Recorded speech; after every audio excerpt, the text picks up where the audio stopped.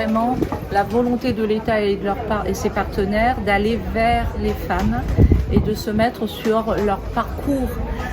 Personne ne peut imaginer quand dans un centre commercial on puisse accueillir un point d'accueil pour les femmes victimes de violences. Donc nous on l'a imaginé, on l'a testé pendant le confinement et aujourd'hui on tente vers la pérennisation avec la création de ce deuxième espace d'accueil, d'orientation et d'information pour les femmes victimes de violences conjugales. Et nous, ici, nous serons 4 associations à intervenir. Nous faisons déjà chacune sur nos secteurs.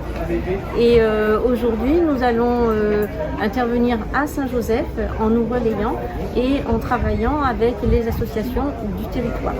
Et concrètement, comment va fonctionner ce centre d'accueil ?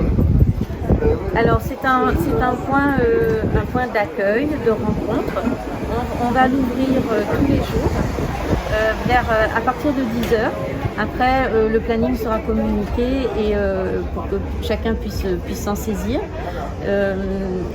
Et les personnes pourront venir soit pour demander de l'aide ou demander une information, un conseil ou une orientation. Pourquoi avoir choisi ce lieu ? Alors ce lieu, il est dans la suite, s'inscrit dans la suite de ce qui a été mis en place pendant le confinement. C'est-à-dire qu'on allait au-devant des personnes, puisqu'on s'était rendu compte dans toutes nos structures et même au niveau des forces de l'ordre qu'il y avait eu une baisse des plaintes, une baisse des signalements.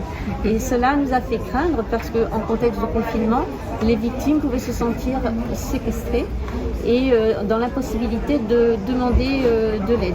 En nous installant dans les centres commerciaux qui étaient toujours ouverts, on arrivait à atteindre ce public, à sensibiliser les gens sur ce qui se passait autour d'eux.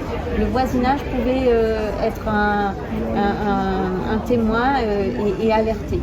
Et on s'est rendu compte que ce type d'information et de prévention était profitable et on a voulu le pérenniser et justement inscrire ce type de dispositif sur un site du monde économique, c'est une avancée pour nous.